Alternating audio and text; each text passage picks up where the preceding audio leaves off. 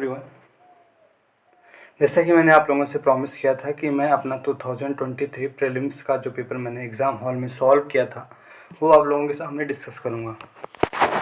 मैं इस पेपर में डिस्कस करूँगा कि कितने सारे क्वेश्चन मुझे आते थे डायरेक्टली, कितने सारे क्वेश्चंस में मैंने एलिमिनेशन ट्रिक्स यूज़ की, कितने सारे क्वेश्चन जो थे कॉमन सेंस या फिर थोड़ा सा लॉजिक लगा के सॉल्व हो जा रहे थे। तो आइए शुरू करते हैं। मैं वन बाय वन क्वेश्चन जो है, जैसे क्वेश्चन 1 है, इसमें डिस्कस करते चलूँगा कि मैंने कितने परसेंट तक मुझे नॉलेज, मतलब क्या चीज़ें पता थी मुझे, कहाँ पे मैंने ट्रिक लगाई, कहाँ पे थोड़ा सा कॉमन सेंस, मतलब कभी मैंने सुना था कोई चीज़, उसके बेसिस पे मैंने सॉल्व किया। इस तरीके से मैं डिस्कस करते चलूँगा। तो आई होप ये आप लोगों को बहुत हेल्पफुल रहेगा आपके एलिमिनेशन ट्रिक जो है उसको ब्रशअप करने में, PYQ को कैसे एनालिसिस किया जाता है वो अंडरस्टैंड करने में, प्लस कैसे एग्ज़ाम हॉल में अप्रोच किया जाता है अगर नॉलेज उतनी ना हो, क्योंकि अनकन्वेंशनल पेपर था तो नॉलेज से, सिर्फ नॉलेज से पेपर नहीं सॉल्व किया जा सकता था।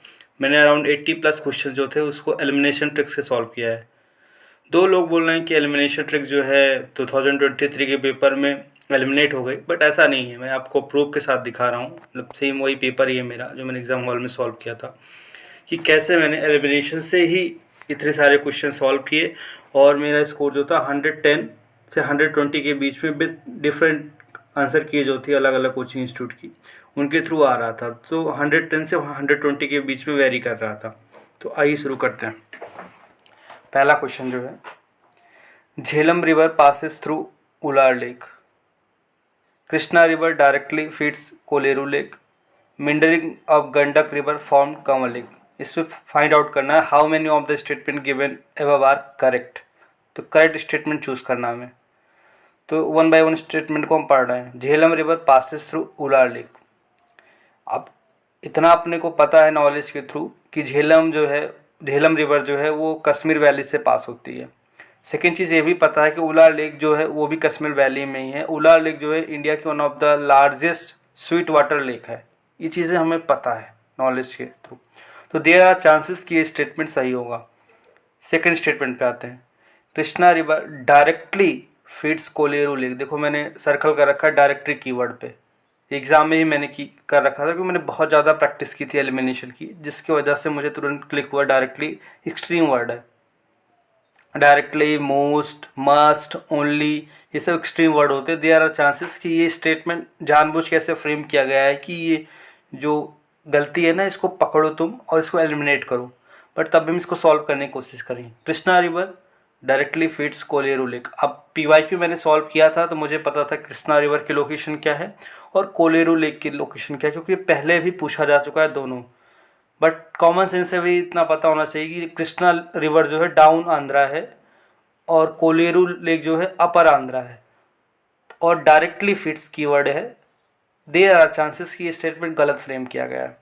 ठीक है, मैं इसको डाउट पे रखता हूँ। थर्ड स्टेटमेंट पे आता हूँ। Meandering of Gandak river form Kanwar lake. Kanwar lake जो है वो बिहार में है। एशिया की सबसे बड़ी मिंडरिंग लेक बोल सकते हो, मतलब गोखुर लेक बोलते हैं नॉर्मल लैंग्वेज में वहाँ पे जो बिहार की। तो मुझे ये पता था कि कंवर लेक बिहार में है और गंडक रिवर से ही फॉर्म होती है, ये मैं फॉर श्योर शॉर्ट पता था। सो मैंने फर्स्ट स्टेटमेंट में ऑलमोस्ट पता था मुझे 90%। थर्ड स्टेटमेंट शॉर्ट पता था और सेकंड स्टेटमेंट जो है उसको मैंने एलिमिनेशन से एलिमिनेट कर दिया। So second statement directly keyword की वजह से और नॉलेज वाइज भी गलत स्टेटमेंट है, तो मैंने सेकंड एलिमिनेट किया। फर्स्ट और थर्ड बचे, तो फर्स्ट और थर्ड ऐसा कोई ऑप्शन सेट नहीं है, ओनली 2 ऑप्शन सेट है, तो मैं ओनली 2 पे जाऊंगा। और एक एलिमिनेशन ट्रिक होती है, जब आप एक स्टेटमेंट को एलिमिनेट कर देते हो तो देयर आर चांसेस कि बाकी जो बचे हुए स्टेटमेंट हैं वो सही होते हैं। सो उस ट्रिक से भी, नॉलेज से भी मैं बी ऑप्शन पे पहुंच रहा हूं, जो कि B option only 2 correct answer है। आई होप ये समझ में आया होगा कैसे मैंने अप्रोच किया। सेकेंड क्वेश्चन, इसकी बात कर रहा हूँ। इस क्वेश्चन में मैं क्लूलेस था, बट अटेम्प्ट तो करना ही था क्योंकि अनकन्वेंशनल पेपर था, सबके लिए अनकन्वेंशनल था, पैटर्न अलग था, ओनली 1 ओनली 2 टाइप का। पता नहीं था कितने क्वेश्चन पे सेफ होंगे, इसलिए सब करना था, तो अटेम्प्ट तो करना ही था, बट मैं क्लूलेस था। तो मैंने यहाँ पे, नॉलेज तो मुझे बहुत कम पता थी, इसमें मैंने मोस्टली ट्रिक से ही खेला है। अब ट्रिक से कैसे एकदम अननोन अनकन्वेंशनल क्वेश्चन कैसे सॉल्व किया जाता है यहाँ पे सीखो आप लोग। Kamarajar port first major port in India registered as a company. Mundra port largest privately owned port in India. Visakhapatnam port largest container port in India.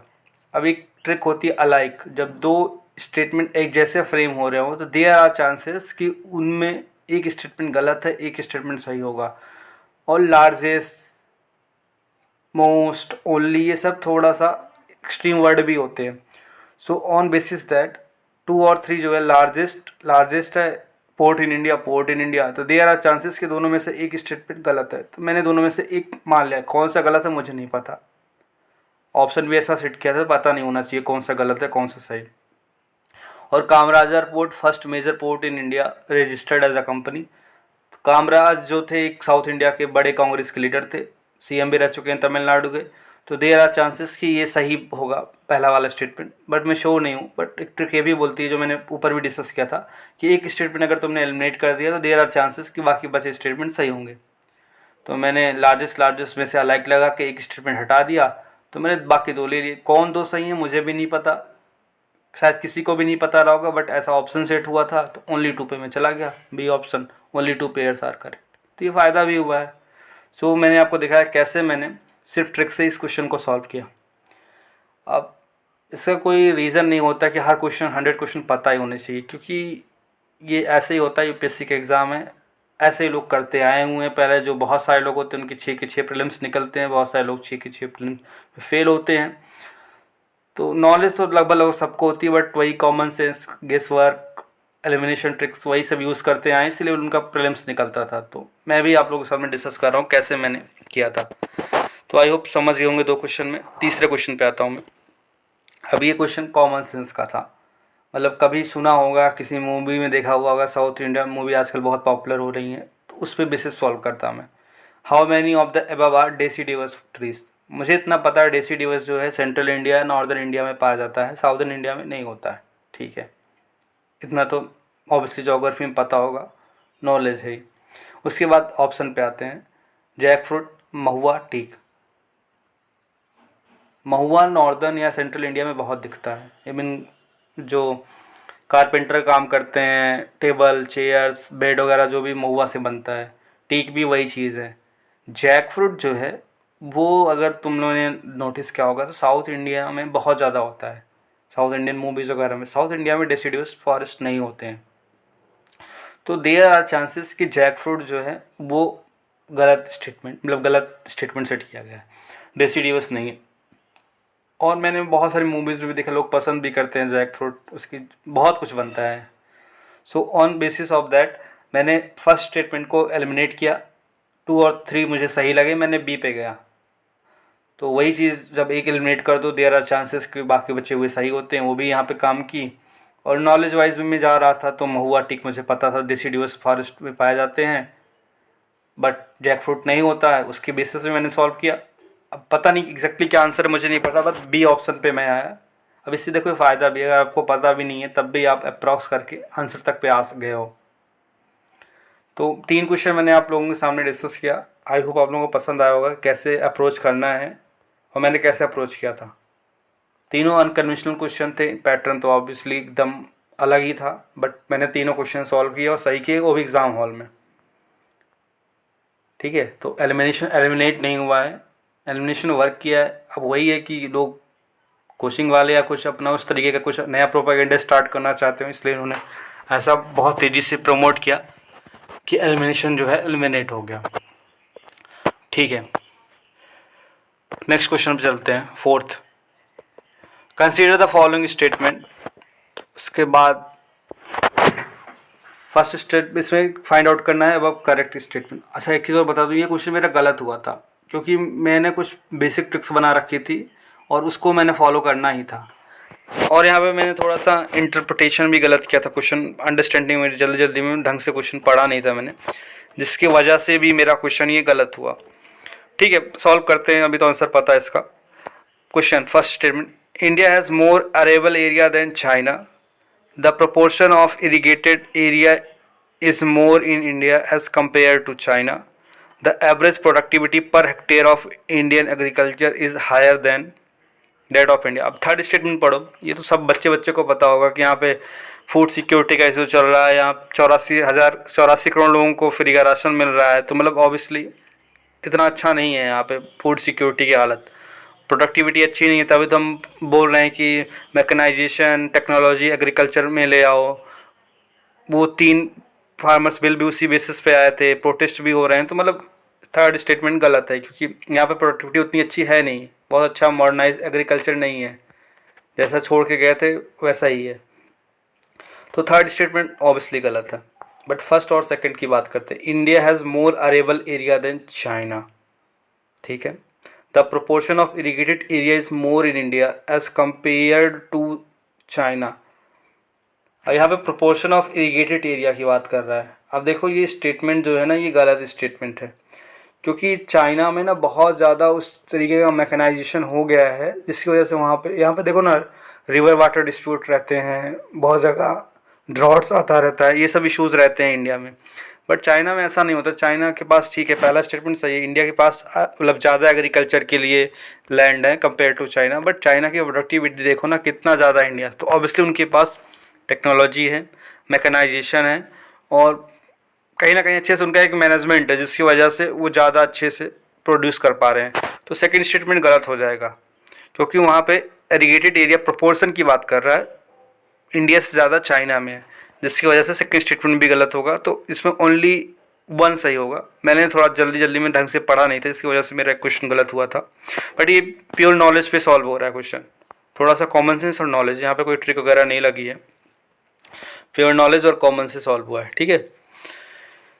अब आगे करते हैं, फोर्थ स्टेटमेंट समझ में आ गया होगा कैसे सॉल्व किया है। फिफ्थ क्वेश्चन करते हैं। इसमें क्या करना है, which one of the following is best example of repeated falls in sea level giving rise of present day extensive marshland, ठीक है। इसमें Bhitarkanika mangroves, Marakkanam salt plants, Naupada swamp, Rann of Kutch. देखो ऐसे क्वेश्चन करने के लिए जब बहुत समझ में ना आए तो इसको एक और तरीका होता है, इसका हिंदी ट्रांसलेशन पढ़ लेना चाहिए, तो एग्जैक्ट समझ में आ जाता है क्या एक्चुअली कहना चाह रहा है। बट मैं बताता हूँ क्या कहना चाह रहा है। Best example of repeated falls in sea level, मतलब सी लेवल लगातार डाउन हो रहा है वहाँ पे। Giving rise of present day extensive marshland, मतलब ऐसा एक मार्शलैंड है जहाँ पे पानी चढ़ता है पानी गिरता है, पानी चढ़ता है पानी गिरता है, पानी चढ़ता है पानी गिरता है, ऐसा एक लैंड है जिसमें बताना है। अब नौपाड़ा सैंप हमने शायद नहीं सुना होगा कभी, मरक्का नाम साल्ट पैंस ये भी शायद ही सुना होगा, भीतरकनिका मैनग्रोव सुना है, बट भीतरकनिका ऐसा नहीं है जैसे ये बात कर रहा है, ऐसा भीतरकनिका नहीं है, भीतरकनिका किसी और चीज़ के लिए फेमस है। हाँ, रन ऑफ कच्छ जो है वो हमें बहुत अच्छे से पता है, हमने मतलब ऑब्वियसली गुजरात से आता है, गुजरात टूरिज़्म उसको बहुत ज़्यादा प्रमोट करता है, मोदी जी बहुत ज़्यादा प्रमोट करते हैं, उसमें बहुत ज़्यादा उन्होंने डेवलपमेंट काम किया है, वैसे भी न्यूज़ में रहता है वो। तो अगर पॉपुलिस्ट ट्रिक होती है कि मतलब कुछ भी समझ में ना आए तो जो बहुत पॉपुलिस्ट ऑप्शन लग रहा है उस पर चले जाना चाहिए, क्योंकि करना तो है तुम्हें 10 क्वेश्चन करोगे, 5 जगह काम करेगा 5 जगह नहीं करेगा, 5 क्वेश्चन के 10 नंबर हो जाएंगे, 5 जगह के माइनस मार्किंग कितना होगा, 4 नंबर मान लो, तब भी 6 नंबर मिल जाएंगे तुम्हें। तो देयर आर चांसेस कि इस तरीके से भी आप जाओगे तो आप देखो ऐसे ही करना है। लोग बोलते हैं ना 20-30 क्वेश्चन ही पता होते हैं जो लोग सेलेक्ट होते हैं प्रीलिम्स, बाकी वो लोग एलिमिनेशन यूज़ करते हैं, कॉमन सेंस यूज़ करते हैं। यहाँ पे कॉमन सेंस यूज़ करना है और पॉपुलिस्ट यूज़ करना है, और पता भी रन ऑफ कच्छ हमने सामने मतलब टीवीज़ में देखा होगा, न्यूज़ में देखा होगा, न्यूज़पेपर पढ़ते हैं तो वहाँ पे सेम जो बता रहा है वैसे प्रॉपर्टी है उसकी, तो रन ऑफ कच्छ इसका आंसर हो जाएगा, ठीक है। और कच्छ की बात क्या, हिंदी ट्रांसलेशन देखोगे ना तो वहाँ कच्छ वर्ड क्लियर यूज़ किया है इसमें, तो वैसे भी अपने आप पहुंच जाओगे, सोचना ही नहीं है। यहाँ पे इंग्लिश में कच्छ वर्ड नहीं यूज़ किया है बट वहाँ पे कच्छ यूज़ किया है हिंदी ट्रांसलेशन में, ठीक है। समझ में आ रहा होगा कैसे करना। 6 क्वेश्चन पे आ रहे हैं। Ilmenite and rutile abundantly word पे जाना, available in certain coastal tracts in India are rich sources of which one of the following. ये क्वेश्चन, अभी क्वेश्चन कॉमन सेंस का क्वेश्चन है, नॉलेज किसी को नहीं होगी इसमें, कितना भी कोई ज्योग्राफी पढ़ ले। सॉल्व करते हैं। ये बोल रहा है evidently available in certain coastal tracts in India. Copper को अपने को पता है कि मोस्टली राजस्थान वाला जो प्लेन है वहाँ पे पाया जाता है, तो कॉपर तो नहीं होगा। आयरन हमें पता है मोस्टली ये जो गोंडवाना लैंड एरिया है, सिंहभूम हो गया और ये डेक्कन प्लेटू वगैरह है, इन सब रीजन्स में ज़्यादा पाया जाता है आयरन। एल्युमिनियम की भी ऐसी क्वालिटी है, तो ये भी कोस्टल पे aluminium, copper, iron, titanium, sorry aluminium, copper, iron, ये तीनों नहीं पाए जाते कोस्टल प्लेन में।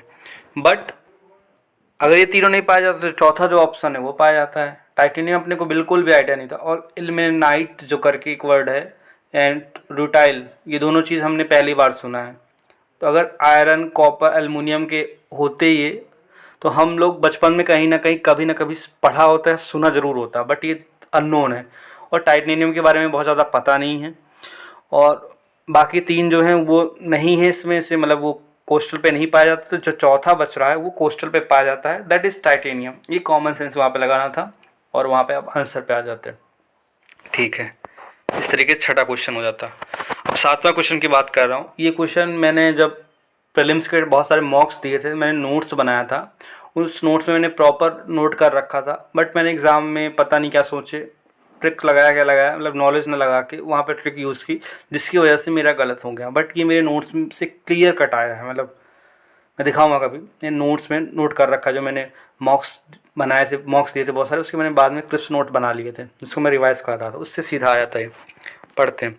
About 3/4 of the words cobalt, a metal required for the manufacture of batteries for electric motor vehicle। ठीक है, अब यहाँ पे Argentina, Botswana, Democratic Republic of Congo, Kazakhstan, ये चार चीज़ें बात की है मैंने। ठीक है, अब इन चारों चीज़ों में तुम्हें देखना, मैप वाइज देखो, अर्जेंटीना कहाँ पाता है, साउथ अमेरिका में है। बोस्टवाना अफ्रीका में, डेमोक्रेटिक रिपब्लिक ऑफ कॉन्गो ये अफ्रीका में, कजाकिस्तान कहाँ है, वो सेंट्रल एशिया में। तो देयर आर चांसेस कि कोबाल्ट जो है, अफ्रीकन कंट्री जो है बहुत रिच नेचुरल रिसोर्स कंट्री है। तो बोस्टवाना और कांगो जो हैं, दोनों जो हैं ये अफ्रीकन कंट्रीज़ हैं। तो देयर आर चांसेस कि इन दोनों में से सही आंसर होगा। एक चीज़ और होता है नॉलेज वाइज, तो रिपब्लिक ऑफ कॉन्गो जो है वो अफ्रीकन कंट्री है, बोस्टवाना भी अफ्रीकन कंट्री है। तो अगर नहीं पता है तो दोनों में से एक ऑप्शन सही होता है। बट एक और ट्रिक होती है, जैसे क्वेश्चन जो चीज़ पूछा गया होता है, जैसे कोबाल्ट फॉर स्टार्ट होता है सी से और कांगो भी सी से स्टार्ट होता है, तो देयर आर चांसेस कि दोनों में से कोई एक सही होगा। मतलब दोनों, मतलब सिमिलरिटी अगर है तो दोनों, मतलब कोबाल्ट सी से स्टार्ट हो रहा है, कांगो भी सी से स्टार्ट आ रहा है, तो देयर अगर देखो, अगर कुछ भी समझ में नहीं, कुछ भी एकदम ब्लैंक हो, तो उस टाइम पे जो भी स्टेट हो, मतलब जो भी स्टार्ट हो रहा होगा, जैसे कंट्री का नाम हो गया, प्लेस का नाम, उसको चूज़ कर लेना चाहिए। ये ट्रिक बोलती है। देखो ट्रिक वहाँ पे लगती है जब नॉलेज आपकी फेल होगी, नॉलेज बिल्कुल नहीं है, वहाँ पे ट्रिक लगाओ। पहले तो नॉलेज के साथ ही खेलना चाहिए। तो नॉलेज ये बोल रही है कि मतलब नॉलेज नहीं पता है अपने को, क्योंकि मैं भूल गया था, मुझे श्योर नहीं था वहाँ पे, तो उस हिसाब से लगा सकते थे। कोबाल्ट सी से स्टार्ट होता है और कॉन्गो भी सी से है, तो डेमोक्रेटिक रिपब्लिक ऑफ कॉन्गो जो है वो मैंने सी से उठा लिया। ठीक है, मतलब मैंने गलत किया था, एग्ज़ाम में मैंने बोस्टवाना लिया था, बट उस तरीके से हम कॉन्गो पे जा सकते थे। ठीक है, ये ट्रिक से सॉल्व हो जाता है। सी फॉर कोबाल्ट एक होता है, मैं बताऊँ कैसे ट्रिक होती है। बहुत सारे कीवर्ड्स पूछे जाते हैं एग्जाम, मतलब वो क्वेश्चन में, उसी से रिलेटेड जो होता है वो आंसर, मतलब जो ऑप्शन होते हैं उसमें दिए होते हैं। तो जैसे एक ये भी होता है कि अलाइक बोलते हैं इसको, सी से कोबाल्ट स्टार्ट हो रहा है, सी से कांगो स्टार्ट हो रहा है, तो यहाँ पे भी सही हो जाता। ठीक है, 8 क्वेश्चन में आ रहे हैं। यहाँ पे बोल रहा है which one of the following is a part of Congo basin, Cameroon, Nigeria, South Sudan and Uganda. ये चारों कंट्री जो हैं ये अफ्रीकन कंट्री हैं। ठीक है, तो अफ्रीकन कंट्री हैं, तो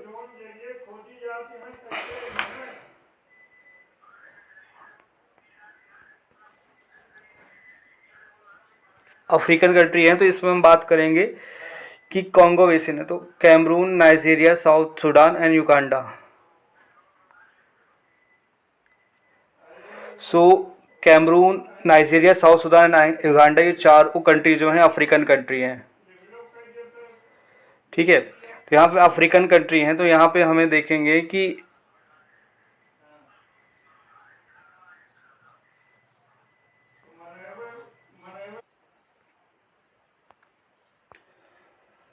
तो 8 क्वेश्चन कर रहे थे हम लोग।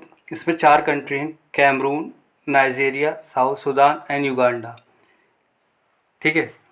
तो यहाँ पे ये साउथ, अगर आपने अफ्रीका का मैप देखा होगा तो उस हिसाब से समझ में आ जाएगा कि कैमरून जो है ये कांगो बेसिन, ये नॉलेज के बेसिस पे सॉल्व होता है। और यहाँ पे वो वाला सी से कांगो, सी से कैमरून, ये भी स्टार्ट हो रहा है।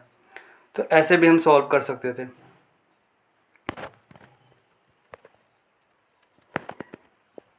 Next question, how many of the statement given above are correct. हमें करेक्ट स्टेटमेंट चूज करना है। Consider the following statement, Amarkantak hills are at the confluence of Vindhya and Sahyadri ranges. बिलीग्रिम पहला स्टेटमेंट है, Amarkantak hills are at the confluence of Vindhya and Sahyadri ranges. Amarkantak hills कहाँ पड़ती है, अगर हम मैप में याद हो तो अमरकंटक से नर्मदा रिवर निकलती है, और अमरकंटक जो है ये विंध्या और सतपुरा का जो कॉन्फ्लुएंस होता है उस वहाँ पे होती है, ना कि सह्याद्री रेंज की। अब देखो यहाँ पे इन्होंने टिल्ट किया है, मतलब होता नहीं मैनिपुलेट करते हैं, जिसको बहुत अच्छे से नहीं पता मैप वहाँ पे वो गड़बड़ हो जाता है। तो यहाँ पे सह्याद्री ना होकर सतपुरा होगा। ठीक है, पहला स्टेटमेंट गलत होगा। दूसरा, Biligirirangan hills constitute the easternmost part of Satpura range. Biligirirangan वहाँ पे कर्नाटका जैसा कुछ लग रहा है, अगर हमने टीपू सुल्तान या फिर मैसूर वार पढ़ा होगा तो ये वर्ड आता है। बिलीगिरंगनम हिल्स जो है, सतपुरा जो है ये ऊपर है, मतलब ये मध्य प्रदेश में है, तो ये भी स्टेटमेंट गलत होगा। Third, Seshachalam hills constitute the southernmost part of western ghat. Seshachalam हमें पता है कि आंध्र प्रदेश में है, तो वही एग्ज़ाम हॉल में नहीं हो पाता, वहाँ पे मैंने गलत किया था, मैंने बी ऑप्शन चूज़ किया था। बट यहाँ पे तीनों स्टेटमेंट गलत है, इसका आंसर नन होगा। तो ये प्योर नॉलेज पे क्वेश्चन सॉल्व हुआ। ठीक है, थोड़ा थोड़ा इन्होंने टिल्ट कर दिया है, बट अगर नॉलेज से थोड़ा सा कूल कंट्रोल होके क्वेश्चन सॉल्व करते तो नन इसका आंसर था, नॉलेज से पूरा। फिर 10th पे आते हैं। With reference to India's project on the connectivity, consider the following statement. East-West corridor under Golden Quadrilateral project connects Dibrugarh and Surat. नहीं पता मुझे। Trilateral highway connects Moreh in Manipur and Chiang Mai in Thailand via Myanmar. नहीं पता मुझे। Bangladesh, China, India, Myanmar economic corridor connects Varanasi in Uttar Pradesh with Kunming in China. नहीं पता मुझे। But ये तीनों जो हैं डेटा हैं, तो मुझे ऐसा लगा कि इनमें से कोई एक सही होगा, क्योंकि नॉर्मली जब बहुत सारे डेटा पूछे जाते हैं तो उनमें से एक सही होता है। मुझे पहला वाला सही लग रहा था, मुझे एग्जैक्ट नहीं पता कौन सा सही है, बट पहला स्टेटमेंट मैंने सही माना था और मैंने ओनली वन चूज़ किया था। और ये जो मैंने सर्कल बनाया, जैसे 10 पे सर्कल बनाया, 12 सर्कल है, तो एक्चुअली ये होता था जब मैं पहले राउंड में पेपर सॉल्व करता था तो मुझे नहीं आता था, तो मैं उस पर सर्कल कर देता था कि मैं सेकेंड राउंड में आऊँगा तब मैं उसको सॉल्व करूँगा। तो ये सेकेंड राउंड में आया था, तो मेरे पास बहुत कम टाइम था, मुझे जल्दी जल्दी आंसर चूज़ करने पड़ रहे थे, तो मैं सेकेंड राउंड में मैंने इसको सॉल्व किया। जिस जिस क्वेश्चन के ऊपर सर्कल लगा हुआ है, जैसे 10 पे सर्कल लगा है इस टाइप के, तो मैंने सेकेंड राउंड में सॉल्व किया है। पहले मैं रीड करके चला गया, मुझे नहीं आया तो मैं छोड़ के चला गया, आगे आया दोबारा तब मैंने सॉल्व किया। तो इसमें जो है ओनली वन है फर्स्ट स्टेटमेंट मैंने लिया। मुझे एग्जैक्ट नहीं पता कौन सा सही इसमें, बट मुझे लगा था वो सही भी है ही। 11th, स्टेटमेंट 1 स्टेटमेंट 2, इसमें बाकी मुझे सॉल्व करना। अच्छा, इस टाइप क्वेश्चन में एक अच्छी ये थी कि इसमें इनकरेक्ट 2 स्टेटमेंट, इनकरेक्ट वाला सिर्फ एक ही स्टेटमेंट था जो कि सी था। ये यहाँ पे कैश, मतलब पता नहीं कैश था, वो पकड़ना था। खैर बताता हूँ मैं। Statement, India despite having uranium deposit depend on the coal for most of its electricity production. हाँ, हो सकता है, बहुत ज़्यादा इलेक्ट्रिसिटी प्रोड्यूस होती है इंडिया में, देयर आर चांसेस। यूरेनियम भी हम बहुत ज़्यादा उसको यूटिलाइज नहीं कर पाए। Second, uranium enrich the extent of at least 60% is required for the production of electricity. पहली चीज़ तो ये एटलीस्ट 60% बहुत ज़्यादा है। और जब नंबर डेटा किसी सिटी प्लेस का नाम ये सब होता है तो ये फैक्ट होते हैं, और यूपीएससी में जनरली फैक्ट गलत होते हैं, स्टेट एग्ज़ाम में फैक्ट सही होते हैं। तो यहाँ पे मैंने 60% मुझे बहुत ज़्यादा लगा था, और एटलीस्ट कीवर्ड जो है वो एक्सट्रीम वर्ड है, तो मैंने इस दोनों के बेसिस पे मैंने सेकंड स्टेटमेंट को, और जनरल मतलब कॉमन सेंस भी लग रहा था ये गलत स्टेटमेंट है, तो मैंने सेकंड स्टेटमेंट को गलत माना था, फर्स्ट स्टेटमेंट को सही माना था। तो उस पे बेसिस पे मैं सी पे करेक्ट पहुंचाऊंगी। Statement 1 is correct but statement 2 is incorrect. 12, अब ये भी मैंने बाद में किया था। First, marsupials are not naturally found in India. Okay, marsupial can thrive only in mountain grassland with no predators. अब देखो दोनों स्टेटमेंट थोड़ा समझो उसके बाद बताओ। Mountain marsupials are not naturally found in India, नहीं पता मुझे। marsupials कैन थ्राइव ओनली, यहाँ पे ओनली कीवर्ड देखो, पहला भी एक्सट्रीम जा रहा है बट सेकंड पे आओ, दोनों गलत वाले सा कुछ सेट किया नहीं इन्होंने, तो एक ही गलत है दोनों में से। Only in mountain grassland with no predators, भाई प्रेडिटर्स नहीं है तो फिर जी कैसे रहा है वो। और सेकंड ओनली, तो सेकंड स्टेटमेंट गलत है तो ऑटोमेटिक फर्स्ट स्टेटमेंट सही हो जाएगा, तो इसमें सी आंसर आएगा। State 1 is correct but statement 2 is incorrect. अब देखो ये दोनों गलत स्टेटमेंट लग रहे थे बट सेकंड वाला बहुत ज़्यादा गलत था, ओनली था इसमें, नो प्रेडेटर्स बहुत एक्सट्रीम जा रहा है ये, तो मैंने सेकंड गलत किया, मतलब तो फर्स्ट अपने आप सही हो गया, तो सी पे आ जाओ। होप समझ में आ रहा होगा ये, ऐसे ही करना है। PYQ भी खूब अच्छे से करना, तो वो बहुत सारे डेटा छोटे छोटे चीज़ें जो पूछ रहा है स्टेटमेंट में वो याद रहेगा। 13, invasive species specialist group the develops global invasive species database belong to which one of the following organisation. पहला क्या है IUCN, दूसरा क्या है यूनाइटेड नेशन इन्वायरमेंट प्रोग्राम, तीसरा क्या है United nation world commission for environment and development, D क्या है world wide fund for nature. ये चार चीज़ें हैं। अब इसको एकदम ये अनकन्वेंशनल क्वेश्चन था, नहीं पता था बट इसको सॉल्व तो करना ही था। अब मैं बताता हूँ कैसे सॉल्व किया मैंने, आपको भी कैसे अप्रोच करना चाहिए। इन्वेसिव स्पेशलिस्ट ग्रुप, ठीक है, इन्वेसिव स्पेशलिस्ट ग्रुप क्या होता है, जहाँ पे कुछ डेटा वगैरह रखा जाता है सारी चीज़ें।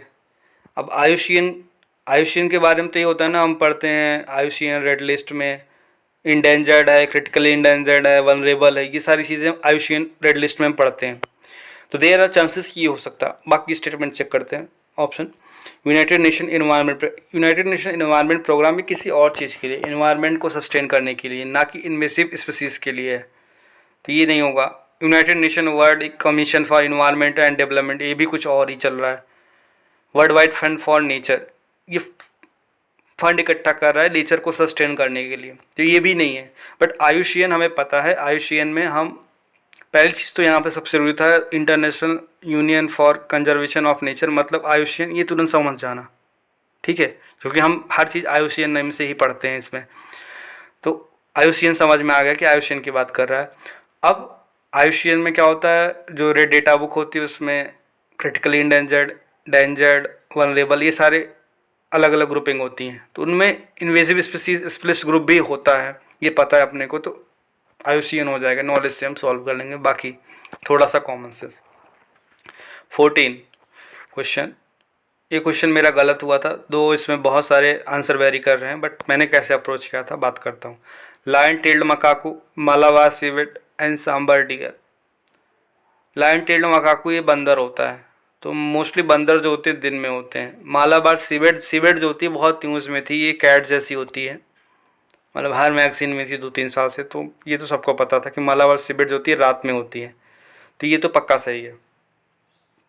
उसके बाद सांबर डियर, अब डियर जितना मुझे पता है कि डियर जो होते हैं वो दिनों में होते हैं, बट अब शायद स्पेशल क्वालिटी है क्या है, अब बहुत सारे लोग इसका ओनली 2 ऑप्शन दे रहे हैं, 1 नहीं दे रहे, बट मैंने डियर को भी दिन वाला माना था और लायन टेल्ड मकाकू को भी दिन वाला माना था, और मालाबार सिवेट जो था वो तो मुझे पता था रात में है, तो उस बेसिस पे यहाँ पे मैं ओनली वन पे आया था बट गलत है। देखो यहाँ पे अगर मैं ट्रिक से जाता कि मैंने इसे लायन टेल्ड मकाकू जो था उसको एलिमिनेट कर दिया था तो बाकी बचे दो हैं वो सही होने चाहिए, तो मैं ओनली 2 पे जाता तो मैं सही हो जाता। बट हमेशा ना नॉलेज को प्रायोरिटी देनी चाहिए। नॉलेज मुझे बता रही थी कि नॉलेज के हिसाब से समझ में आ रहा था मुझे थर्ड और फर्स्ट स्टेटमेंट जो है गलत है, तो ओनली वन होना चाहिए। तो मैंने गलत ऑप्शन चूज़ किया, बट नॉलेज को हमेशा पहले रखो देन एलिमिनेशन ट्रिक। ठीक है, समझ में आ गया होगा। 14 करते हैं। ये अच्छा क्वेश्चन था, ये एकदम प्योर कॉमन सेंस पे था, ये किसी बुक में नहीं मिलेगा, कहीं नहीं मिलेगा, ना इसमें कोई ट्रिक लगेगी। Which of the following organisms perform bagel dance for other of their kin to indicate the direction and the distance to a source of their food? Butterflies, dragonflies, honeybees, wasps।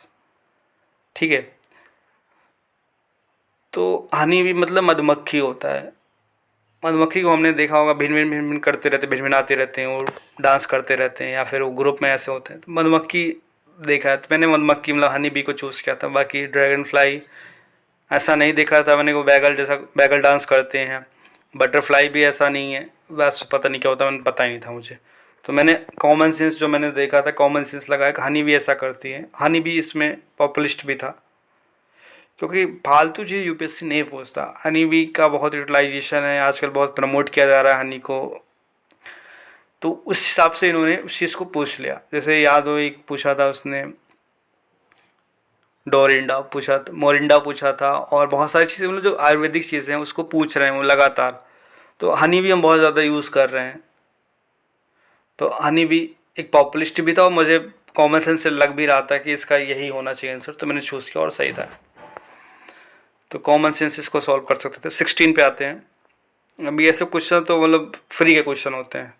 Some mushrooms have medicinal property, some mushrooms have psychoactive properties, some mushroom have insecticidal properties, some mushroom have bioluminescent properties. अब इसमें चारों सही होंगे all. अब देखो अगर PYQ किया है आपने तो इस टाइप के 2-3 क्वेश्चन पहले भी पूछे हैं, और ट्रिक ये बोलती है जब सम सम सम करके, तो अब सम है तो सम इतनी बड़ा इंडिया है, इतने सारे मशरूम के बहुत सारी वैरायटीज़ होंगे, सब थोड़ी पता हमें कौन कैसा है, तो सम तो होंगे ही। अगर वेन डायग्राम पढ़ा है तो सम वाला याद होगा ना, वो कैसे कॉन्सेप्ट चलता है। जैसे some dogs are cats, some cats are buffalo वाला हम लॉजिकल रीजनिंग लगाते हैं, वैसा ही कुछ है यहाँ पे, तो सही होता है। सम में तो कुछ भी आ जाएगा ना, सम में 1 आ जाएगा, सम में 99 भी आ जाएगा। तो चारों के बेसिस पे हम ऑल पे जाएंगे, ऑल 4 पे। ठीक है, कॉमन सेंस से ही होगा। 17 consider the following statement regarding the Indian squirrels. Squirrel क्या होता है, गिलहरी जैसी कुछ होता है, तो इसमें बताना हमें they build nest by making burrows in ground, they store their food materials like nuts and seeds in the ground, they are omnivorous। अब देखो बहुत सारी इनकी वैराइटीज़, बहुत सारी प्रजातियाँ होंगी स्क्वायरल्स की, अपने को नहीं पता कौन कौन से, तो यहाँ पे वही सम टाइप वाला आ गया। ओमनीवोरस हो सकती हैं, अब नॉर्थ ईस्ट में पता नहीं क्या खा रहे होंगे, अपने को नहीं पता ना, जो अपने घरों में उन्हें गिलहरियाँ देखी वही देखी हैं। तो ये तीनों स्टेटमेंट सही हैं, कॉमन सेंस पे जाना चाहिए, बहुत ज़्यादा ज्ञान नहीं लगाना चाहिए, बहुत ज़्यादा दिमाग नहीं लगाना चाहिए ऐसे क्वेश्चन में। सीधा जो एक जनरल बातें कर रहा है, तीनों स्टेटमेंट जनरल लग रहे हैं। ये एलिमिनेशन ट्रिक बहुत ज़्यादा प्रैक्टिस करोगे तब आएगा, प्लस पीवाईक्यूज बहुत ज़्यादा करोगे तो यूपीएससी का ऐसा पैटर्न रहा है, बहुत कॉमन चीज़ें पूछता है वो, बहुत ज़्यादा उस पर दिमाग नहीं घुसाना। ऐसे इजी क्वेश्चन गलत होते, बहुतों ने गलत किया था। ठीक है, तो इसमें 1 2 3 जो है ये ऑल सही होगा। बहुतों ने ओमनीवर उसको गलत माना था, भाई नहीं पता अपने को कहाँ पे कौन सी गिलहरी पाई जा रही है, क्या खा रही है, कीड़े मकोड़े खा रही हो किसको पता है। तो ऑल स्टेटमेंट सही है। 18 consider the following statements, how many of the above statements are correct. Some micro organisms can grow in environments with temperature above the boiling point of water, पहला स्टेटमेंट है। Some microorganisms can grow in environments with temperature below the freezing point of water. Some microorganisms can grow in highly acidic environment with pH below 3.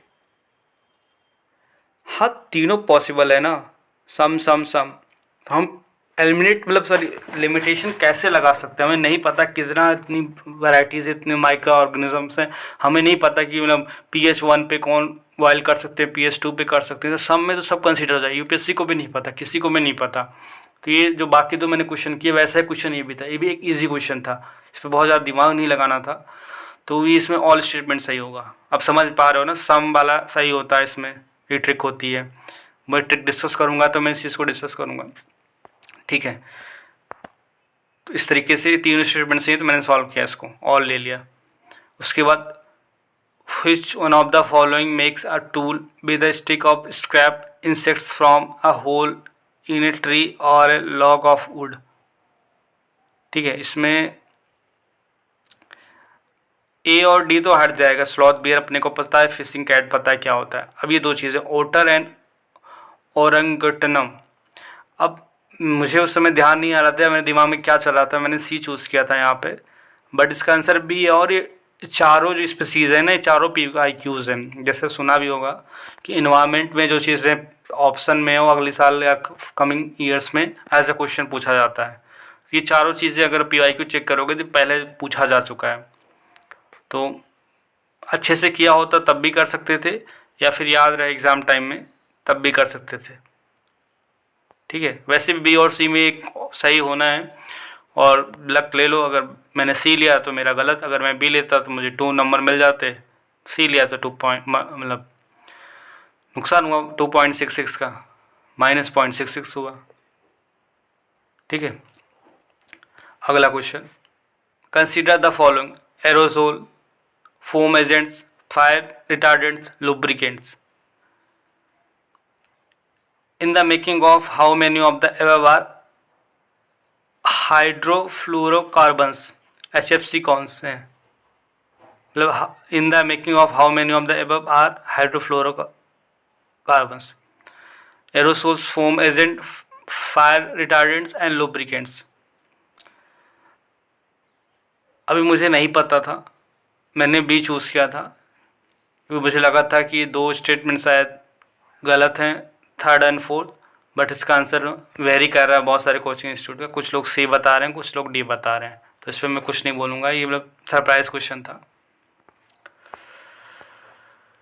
21 statement 2, interest income from the, ये economics का question है, interest income from the deposits in infrastructure investment trust in which distributed to their investor in exempted from tax but the dividend।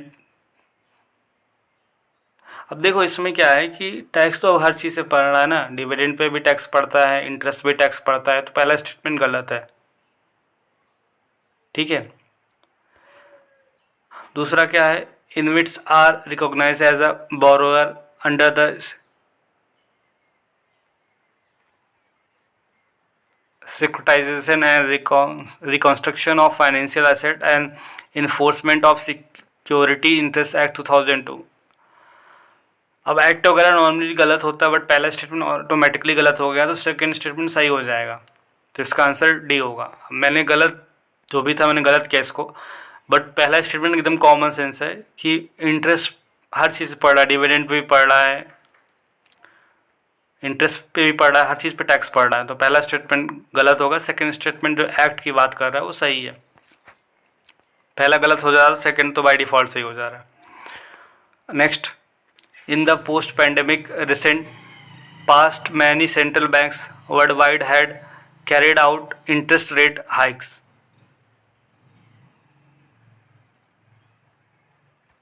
Statement 2, central banks generally assumes that they have the ability to contract the rising consumers price via monetary policy means। ठीक है, post pandemic recent past many central banks world wide had carried out interest rate hike. अब यहाँ पे ना monetary policy का एक समझना चाहिए, डिमांड एंड सप्लाई वाला। ये कॉन्सेप्ट बेस्ड है, इकोनॉमिक्स का कॉन्सेप्ट है। इसमें अब इंटरेस्ट हाइक हुआ है तो मतलब बहुत ज़्यादा पैसा जो है वो बैंकों में आएगा।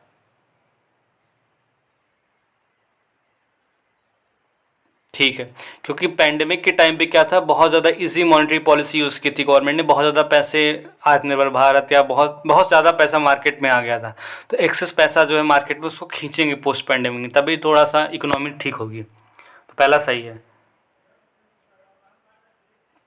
Second, central banks generally assume that they have the ability to counteract the rising consumer price via monetary policy means। ठीक है, ये भी सही है। और इसका फर्स्ट का सेकंड एक्सप्लेनेशन करेक्ट एक्सप्लेनेशन है, तो ए इसका सही होगा। आई होप समझ रहे हो आप लोग। फर्स्ट का एक्सप्लेनेशन सेकंड है, फर्स्ट स्टेटमेंट जो इसका एक्सप्लेन उसको अच्छे से एक्सप्लेन कर रहा है सेकंड स्टेटमेंट, तो दोनों सही होंगे, ए सही होगा। अगर देखो वीडियो आप लोगों को पसंद आ रहा है कि मतलब कैसे मैंने अप्रोच किया, तो चैनल को सब्सक्राइब कर दीजिएगा और जितना हो सके अपने दोस्तों तक प्रमोट करो, जिसका ही हेल्प हो जाए, और कमेंट में बताना कैसा लगा आपको वीडियो ये। ठीक है, consider the following statement. Statement 1, carbon markets are likely to be one of the most widespread tool in the fight against climate change. ठीक है, ये सही बात कर रहा है। Carbon markets are likely to one of the most, general statement है। Carbon market transfer resources from the private sector to the state. Carbon market transfer resources from private sector to the state, ये भी सही बात है, but first को second explain नहीं कर रहा है। ठीक है, तो यहाँ पे स्टेटमेंट बी जो है वो सही होगा। दोनों स्टेटमेंट सही है बट एक्सप्लेनेशन करेक्ट नहीं है। 24, which of the following activities of the Reserve Bank of India is considered to be part of sterilization। Sterilisation आपको मेरे को पता है बहुत अच्छा कि ओपन मार्केट ऑपरेशन होता है। स्टरलाइजेशन मतलब सुबह शाम, जैसे मान लो कहीं कोई चीज़ ज़्यादा हो गया, जैसे कहीं लोन ज़्यादा हो गया तो उसको डिपॉजिट में कन्वर्ट करना, मतलब डिमांड सप्लाई जो मार्केट चलती है उसी को स्टरलाइजेशन विद इन कंट्री। ये नहीं बाहर से पैसा, अगर मान लो इकोनॉमी में पैसे की ज़रूरत है तो आरबीआई पैसा डालेगा या फिर कोई प्राइवेट इन्वेस्टर जो इंडिया में वो पैसा डालेगा, बाहर से पैसा नहीं आएगा, इसको स्टरलाइजेशन बोलते हैं, न्यूट्रल करना वो चीज़ है। तो ये गलत मैंने कर दिया था, थोड़ा पता नहीं, जल्दी में समझ नहीं पाया था इसको, बट इसका ऑप्शन ए होगा, ओपन मार्केट ऑपरेशन। सिंपल था क्वेश्चन बट गलत कर दिया मैंने, नॉलेज से सीधा। कंसीडर द फॉलोइंग मार्केट्स, ये बहुत ही ईजी क्वेश्चन था, ये बहुत ही ज़्यादा बार रिपीटेड हुआ है, ये मतलब हर टेस्ट सीरीज में क्वेश्चन था, प्लस ये पीवाईक्यूज में कई बार आया है, तो ये बिल्कुल भी ऐसा क्वेश्चन गलत नहीं होने चाहिए। इससे पहले वाला भी क्वेश्चन गलत नहीं होना चाहिए, बट ऑब्वियसली सब क्वेश्चन सही नहीं कर सकते हो, आते हुए क्वेश्चन भी गलत हो जाते हैं एग्जाम, इसलिए ज़्यादा से ज़्यादा क्वेश्चन करने चाहिए अटेम्प्ट, क्योंकि कुछ गलत होंगे कुछ सही होंगे, कुछ एलिमिनेशन ट्रिक्स लगेगी, तब आप बैलेंस नंबर पा जाओगे। अदरवाइज़ क्या होगा कि 50, 60, 70 क्वेश्चन करके आओगे तो फिर वही कट ऑफ से 2 नंबर 4 नंबर नीचे रह जाओगे। ठीक है, और बहुत सारे क्वेश्चन डिलीट भी करता है यूपीएससी, तो जितना जनरल कट ऑफ लोग एक्सपेक्ट करते हैं उससे 15 नंबर ज़्यादा अगर तुम्हारे आ रहे हो तो मतलब पहले दिन से प्रिपरेशन स्टार्ट कर सकते हो मेंस की, वो चीज़ होता है। बट ऐसे मान लो कि 90 नंबर कट ऑफ जा रहा है, किसी कोचिंग से आप 89 आ रहे हो, किसी से 91 आ रहे हो, कहीं से 90 आ रहे हो, तो आप हो नहीं हो इसी डिलेमा में 15 निकल जाता है। फिर रिजल्ट आता है तो 2 दिन संभालने में लग जाता है कि भाई चलो प्रीलिम्स तो निकल गया, मेंस की तैयारी कैसे करें। तो ये 15 दिन बचाए जा सकते हैं। और मेंस की प्रिपरेशन में जो लास्ट के 3 महीने होते हैं प्रीलिम्स और मेंस के बीच में, वहाँ पे एक एक दिन इम्पॉर्टेंट होता है। ठीक है, क्योंकि एक जोश होता है वहाँ पे, तो कोशिश करना चाहिए कि जितना भी कट ऑफ जाए उससे 15 नंबर मेरे कम से कम ज़्यादा आ रहे हों, तो पहले ही दिन पढ़ने बैठते हैं मेंस के लिए। ठीक है, आई होप चीज़ें समझ में आ रही होंगी। जो मैंने जहाँ जहाँ ट्रिक्स लगाई थी वो मैंने आपको बताया, जहाँ पे मैंने नॉलेज लगाई वो बताया, जो मेरे क्वेश्चन गलत हुए हैं जो नहीं होने चाहिए तो वो भी मैंने बताया आपको। प्लस बहुत सारे ऐसे क्वेश्चन थे जैसे हनी बी वाला, सम वाले 2-3 क्वेश्चन थे, वो बहुत कॉमन सेंस से क्वेश्चन थे, उसमें गलत की कोई मतलब गुंजाइश ही नहीं थी। तो पैटर्न चेंज था बट डजेंट मैटर ना, क्वेश्चन ईजी भी तो थे बहुत सारे, उसको सॉल्व किए जा सकते थे। एग्ज़ाम में ये होता है, ये लोगों को एक हाइप बना, ऑब्वियसली यूपीएससी सरप्राइज इसलिए करता है कि जो लोग फर्स्ट अटेम्प्टर हों या फिर जो लोग बहुत अच्छे से प्रिपरेशन नहीं किए हों वो हड़बड़ा जाएँ, और हड़बड़ा जाएँ तो ये इट्स लाइक अ 2020 गेम। जब हड़बड़ा के शुरुआत में आपके विकेट गिर गए ना तो फिर संभल नहीं पाओगे, बहुत अच्छा स्कोर नहीं दे पाओगे।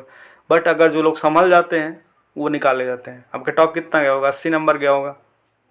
जिनका सी सेट क्लियर हुआ होगा वो तो बहुत ईजिली मेंस लिखे होंगे। तो ठीक है, 25th government bond market, call money market, treasury bill market, stock market. पूछ रहा है how many of the above are included in capital markets.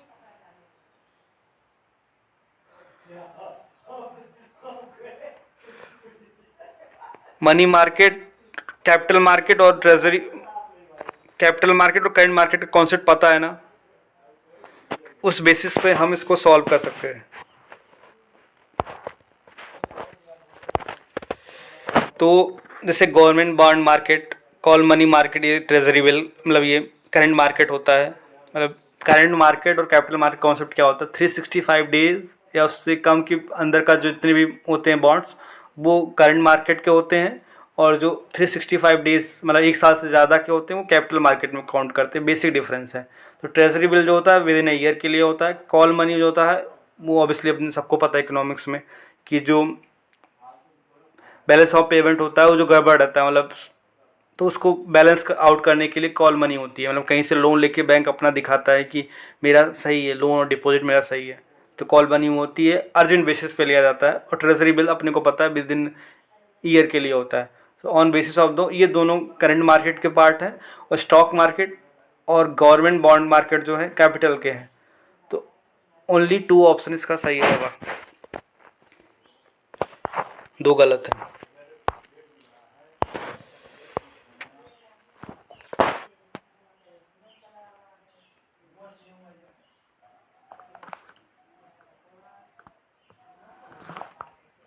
ठीक है, हमने 25 क्वेश्चन कर लिए हैं। 25 कर लिए ना? हाँ, 25 क्वेश्चन कर लिए हैं। अब समझ में आ रहा होगा ना कैसे अप्रोच करना है।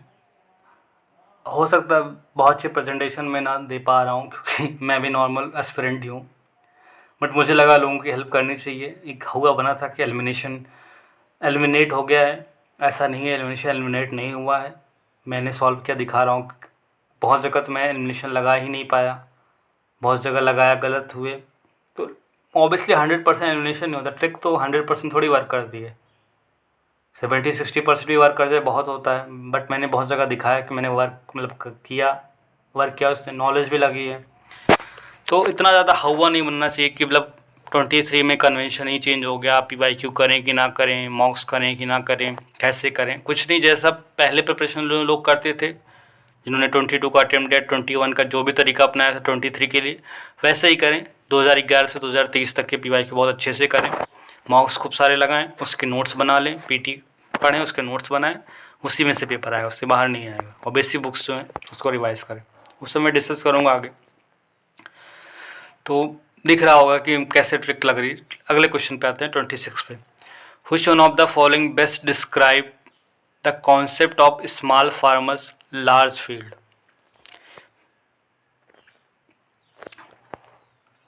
अभी ऐसे स्टेटमेंट ना बहुत बड़े बड़े होते हैं, बहुत टाइम वेस्ट करते हैं। तो अगर देखो स्टार्टिंग के टाइम में हो तब तो ठीक है, आप चारों पढ़ो अच्छे से। मैंने क्या किया था मैं बता रहा हूँ। मैंने पहले बहुत तेज़ी से स्कैन किया।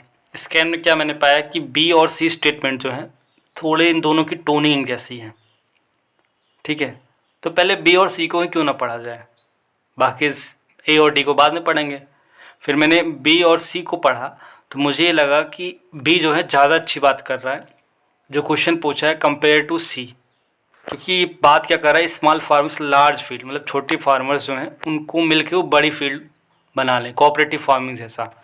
और 20 स्टेट में क्या बोल रहा है, many marginal farmers in an area organise themselves into groups and synchronise and harmonise selected agriculture operation. इसलिए तो गवर्नमेंट प्रमोट ही कर रही है, आज से नहीं, आफ्टर इंडिपेंडेंस कर रही है कि जो छोटे छोटे फार्मर्स हैं वो मिल के कोई बड़ा लार्ज उनकी फील्ड बन जाएगी, वहाँ पे जो भी करना है उनको एग्रीकल्चर कर लेंगे, तो उससे प्रोडक्टिविटी बढ़ेगी, कोऑपरेटिव फार्मिंग बढ़ेगी, तो इनकम बढ़ेगी उनकी। ये तो गवर्नमेंट का एजेंडा है। तो जो क्वेश्चन पूछा है सीधा सीधा, even small farmers large field को अगर हम एलोबरेट करें तो भी स्टेटमेंट आ रहा है। तो देखो यहाँ पे दो चीज़, एक होती है अलाइक ट्रिक, एक जैसे जब स्टेटमेंट हो तो पहले उनको पढ़ना चाहिए। बी और सी को मैंने पढ़ा, बी मुझे एकदम लगा एकदम सही है, तो मुझे और क्या चाहिए, ए और डी पढ़ने की ज़रूरत ही नहीं है, क्योंकि 99% चांसेस हैं कि बी ही सही होगा। भले एग्ज़ाम में भी आप श्योर हो जाओगे यही सही होगा, अगर आपके पास टाइम परमिट करते हो तब जल्दी जल्दी पढ़ लो, बट आप घूम फिर के बी पे ही आओगे और बी ही सही आंसर है, तो मैंने बी चूज़ किया था। 27, how many of the above statement are correct, correct पूछा है। The government of India provide minimum support price for niger seed, ठीक है, ये गलत कर दिया मैंने, बट पता होना चाहिए था। 22 जो MSP होते हैं उसमें नाइजर भी काउंट होता है, अब पता नहीं क्यों मैंने गलत किया, मुझे नहीं पता। Niger is cultivated as a kharif crop, यहाँ पे शायद मैंने गलत किया होगा। मोस्टली जो ऑयल सीड्स होते हैं वो रबी में होते हैं, जो ठंड का टाइम होता है वहाँ पे उनकी सोइंग होती है, जैसे मस्टर्ड हो गया, फिर और सारे मस्टर्ड हो गया, सनफ्लावर हो गया, ये सब सारी चीज़ें ठंड में ही बोए जाते हैं, तो इसलिए शायद मुझे लगा होगा खरीफ गलत है इसमें। और थर्ड वाला जो है some tribal people in India use, obviously तो सही बात है, ट्राइबल क्या नॉर्मल भी लोग, मतलब ट्राइबल्स जो नहीं हैं वो लोग भी यूज़ करते हैं, तो इसमें तीनों स्टेटमेंट सही हैं। देखो सम यहाँ पे भी सही हो गया, कुछ लोग करते कुछ लोग नहीं करते होंगे, तो थोड़ा सा ये अच्छा क्वेश्चन था, बट मैं वहाँ पे कंफ्यूज हो गया खरीफ क्रॉप और रबी क्रॉप के चक्कर में, क्योंकि मुझे मतलब मेरा नॉलेज ऐसा बोलता था कि रबी में ज़्यादा ऑयल सीड्स होते हैं, इसकी वजह से मैंने ओनली 2 लिया था, बट यहाँ पे ऑल 3 सही है, तो मेरा गलत हो गया, नॉलेज पे क्वेश्चन था, ट्रिक यहाँ पे नहीं लगी। अगला question, consider the investment in the following asset, brand recognition, inventory, intellectual property right, mailing list of the clients, how many of the intangible investment. Intangible और टेंजिबल जो होता है खत्म हो जाता है कुछ टाइम पे, इंटेंजिबल जो होता है जो लॉन्ग टर्म तक चलता है, मतलब खत्म है, जैसे मतलब अब ताजमहल जो है, अब इंडिया की ये क्या है, इंटेंजिबल प्रॉपर्टी है, बट किसी के बैंक में रुपया जो है वो टेंजिबल है, आज है कल नहीं रहेगा, बट ताजमहल तो बहुत टाइम तक रहेगा ना, तो वो चीज़ है। तो मैंने उस बेसिस पे ओनली 2 चूज़ किया था, इन्वेंटरी और इंटेलेक्चुअल प्रॉपर्टी, बट बहुत सारे कोचिंग इंस्टीट्यूट इसका आंसर सी दे रहे हैं, बट पता नहीं, मुझे लगता नहीं यूपीएससी क्या देगा, तो ये डाउटफुल क्वेश्चन है। 28 पे आते हैं, for the horizontal tax devolution the 15 finance commission use how many of the above are criteria. अब इतना डिटेल में किसी को नहीं पता होगा, बट ऐसे क्वेश्चन में समझना चाहिए कि एक होता है, एक ट्रिक होती है, मैं बताऊंगा कि एक होता है ऑड इवन पेयर वाला, जब 4 स्टेटमेंट से ज़्यादा हों तो उस केस में क्या होता है कि अगर ऑड स्टेटमेंट है, मतलब जैसे 5 हैं 7 हैं, तो आंसर भी ना ऑड वाला आएगा, मतलब और इवन है तो आंसर इवन आएगा, बट 4 से ऊपर हो, तो यहाँ पे 5 हैं तो आंसर या तो 1 होगा या तो 3 होगा मेरे उस ट्रिक के हिसाब से। और मैंने इसको सॉल्व किया, थोड़ा बहुत मुझे याद था इसमें, और ऑब्वियसली कॉमन सेंस इतना तो पढ़ा ही है कि फाइनेंस कमीशन में क्या क्या चीज़ें हैं, तो मैं 3 पे पहुंच गया, ओनली 3, और वो सही भी है, ट्रिक भी यहाँ पे लगी, थोड़ा सा कॉमन सेंस भी लगा, ऑड इवन वाली ट्रिक लगी, वो मैं ट्रिक को डिटेल में बताऊँगा कैसे करना है, अभी तो मैं बता दे रहा हूँ ऐसे ऐसे मैंने यूज़ की ट्रिक्स। 30 पे आते हैं, consider the following infrastructure sector, on how many of the above does UNOP's sustainable investment in the infrastructure and innovation S3I initiative focus on its investment। अब इसको भी मैंने उसी से सॉल्व किया था कॉमन सेंस से, मुझे नहीं पता था, पहली बार सुन रहा था, मुझे लगा 3 चीज़ें इसमें सही होंगी और ओनली 3 सही रहा इसमें, क्योंकि मैंने एक इसमें एलिमिनेट कर दिया था, तो बाकी बचे हुए सही होते हैं। 31, in essence what does due process of law, ये बहुत ईजी क्वेश्चन था, मतलब हम पढ़ते आ रहे हैं पॉलिटी में, ड्यू प्रोसेस ऑफ लॉ और प्रोसीजर एस्टेब्लिश्ड बाय लॉ, इसको भी लोगों ने गलत किया है, बहुत सिंपल क्वेश्चन था, पढ़ो चारों चीज़ें। The principle of natural justice बिल्कुल नहीं। The procedure establish by law, ये तो दो अलग अलग चीज़ें होती हैं। Fair application of law, equality before है तो आर्टिकल 14 की बात कर रहा है। तो इन चारों में एक सिंपल सी बात आ रही है, ड्यू प्रोसेस ऑफ लॉ मतलब fair application of law, common sense. 32 In India, prisons are managed by state government with their own rules and regulation for the day-to-day administration of prison. Present क्या होता है, state government के under में आता है। Second statement क्या है, in India prison are governed by the prison act 1894 which expressly kept the subject of prison in the control of provincial government. अब यहाँ पे मुझे जो ट्रिक पता थी उसमें जैसे एक्ट वगैरह जो होते हैं वो गलत होते हैं, बट यहाँ पे सही हो गया, जिसकी वजह से मतलब मैंने सेकेंड स्टेटमेंट को गलत माना था, बट यहाँ पे दोनों स्टेटमेंट सही हैं और ऑप्शन ए इसका सही आंसर है। 33 Which one of the following statement best reflect the chief purpose of constitution? It defines the limit of the power of government. Simple सा है, चारों स्टेटमेंट पढ़ो, ऐसे ही आते हैं पॉलिटी में क्वेश्चन। अगर 10 क्वेश्चन आ रहे हैं तो 5 क्वेश्चन एकदम इजी होते हैं, जो बहुत लोग गलत भी कर देंगे कुछ नया सोच के, बट एकदम सिंपल सा उनको पकड़ना है।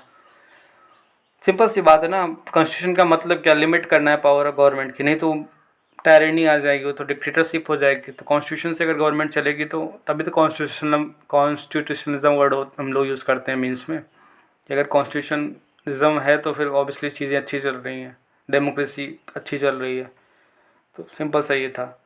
अब देखो ट्रिक या फिर हर क्वेश्चन तो सही नहीं किया जा सकता। 100 में कोई 100 सही कर दे तो 200 नंबर लाएगा, तो फिर कैसे पॉसिबल है, फिर यूपीएससी क्या वैल्यू रह जाएगी। हाँ बट 70 क्वेश्चन 72 क्वेश्चन सही किए जा सकते हैं, उसमें 30 गलत होंगे, तब भी तुम्हारे 120 नंबर के करीब आ जाएंगे, जो कि कट ऑफ कभी इतना नहीं जाने वाला 120 नंबर। तो तुम फॉरेस्ट का भी क्लियर कर लोगे कट ऑफ, और इसका भी कट ऑफ क्लियर हो जाएगा जो सीएससी एग्ज़ाम का।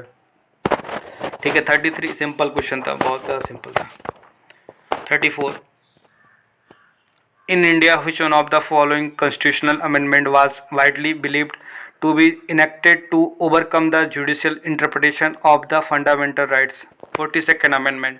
सिंपल सा चीज़, सबको पता है कि 42nd अमेंडमेंट में ये चीज़ आई थी, सिंपल। बाकी तो ऑब्वियसली ये पता है सबको यार, मिनी कॉन्स्टिट्यूशन बोलते हैं 42nd, इससे इजी क्वेश्चन क्या आ सकता है। बट वही कि वहाँ दिमाग ख़राब नहीं करना है, एकदम सिंपल से स्टेटमेंट को पढ़ो। नहीं समझ में आ रहा तो हिंदी वाला पढ़ो, अगर हिंदी मीडियम वाले हो तो हिंदी वाला, नहीं समझ में आ रहा है तो इंग्लिश वाला पढ़ो। उसके बाद 42nd अमेंडमेंट सिंपल सा है, आ जाओ आंसर पे। अगला question, which of the following organization body in India are constitutional body? अब ये नहीं पता था मुझे, मैंने ऑप्शन बी चूज़ किया था, बट इसमें एक ही बॉडी है जो कॉन्स्टिट्यूशनल बॉडी है। मुझे लगा था कि 2 सही होंगे, मैंने NCDRC को ले लिया था, बट गलत है।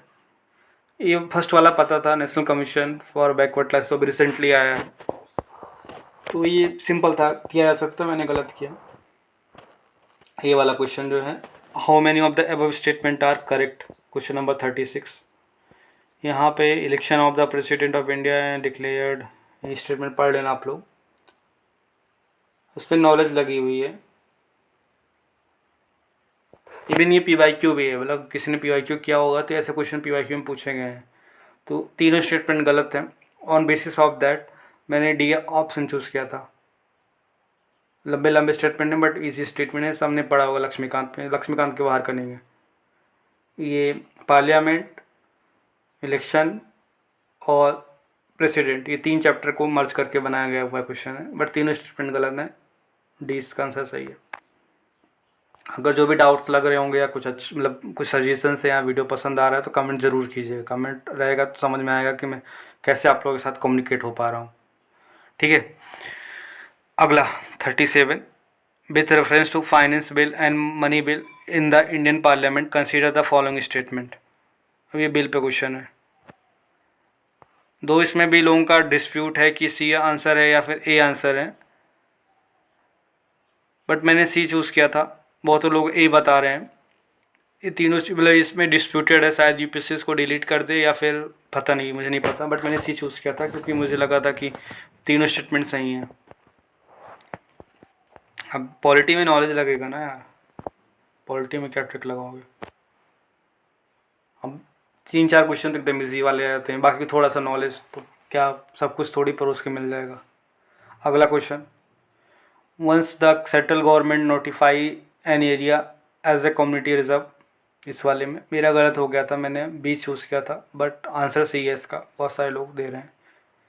मुझे लगा था 2 ही सही हैं, बट इसमें तीसरा वाला, फोर्थ वाला स्टेटमेंट भी सही है। 39, with reference to schedule areas in India consider the following statement. Within a state the notification of an area as a schedule area takes place through the order of the president. सही बात है। The largest administrative unit forming the schedule area district and allowance, हाँ बिल्कुल सही बात है। तो chief minister, देखो यहाँ चीफ मिनिस्टर जो किसी का नाम होता है, ऑर्गेनाइजेशन का नेम हो गया, पीपल का नेम हो गया, प्लेस का नेम हो गया, कंट्री का नेम होता है, जनरली ये गलत होता है। तो यहाँ पे चीफ मिनिस्टर के बजाय गवर्नर होता तब सही हो जाता, तो यहाँ पे इन्होंने मैनिपुलेट किया है। तो ये पता होना चाहिए, स्टेटमेंट पढ़ोगे तो समझ में आ जाएगा चीफ मिनिस्टर के पास इतनी पावर नहीं होती शेड्यूल एरियाज़ में, गवर्नर के पास, क्यों सेंट्रल कंट्रोल करना चाहता है। जो पढ़ते हैं ना नॉर्थ ईस्ट के बहुत सारे रीजन्स जो हैं, तो थर्ड स्टेटमेंट गलत होगा, फर्स्ट और 2 सही होगा, बी सही है इसमें। 40 में भी वही चीज़ है, मैं स्टेटमेंट नहीं पढ़ रहा हूँ क्योंकि बहुत ज़्यादा टाइम लग रहा है, बट रनिंग में पढ़ दे रहा हूँ। Supreme court of India has held in some judgment that the reservation policies made under Article 16 subclause 4 in the Constitution of the India would be limited Article 335 to maintain the effective, okay, Article 335 is the Constitution of India defines, देखो Constitution में कुछ भी define नहीं है, पहली चीज़ तो define term state ये सब वर्ड गलत होते हैं, करते करते समझ में आ जाएगा। पहला स्टेटमेंट गलत हो सकता था ऐसा लग रहा है, बट दोनों स्टेटमेंट गलत नहीं है। और सेकेंड स्टेटमेंट साफ साफ बता रहा है कि हमने ट्रिक से पता है हमें कि कॉन्स्टिट्यूशन में जब ऐसा कुछ बोलता है कॉन्स्टिट्यूशन डिफाइंस, तो डिफाइंस वर्ड कॉन्स्टिट्यूशन में नहीं है, कोई चीज़ बहुत अच्छे से डिफाइन नहीं किया गया कॉन्स्टिट्यूशन में, इतनी पतली सी बुक में सब कुछ डिफाइन नहीं किया जा सकता है। अगर सब कुछ डिफाइन होता तो इतने सारे एक्ट और बहुत सारे बिल वगैरह ना आते, ठीक है। सो सेकेंड स्टेटमेंट गलत होगा, ये ट्रिक ही है, कॉन्स्टिट्यूशन में जब कुछ भी पूछता है यूपीएससी डिफाइन तो वो गलत होता है, वो ट्रैप होता है यूपीएससी का, उसमें नहीं फंसने का। तो सेकंड स्टेटमेंट गलत है तो ऑब्वियसली फर्स्ट स्टेटमेंट सही हो जाएगा।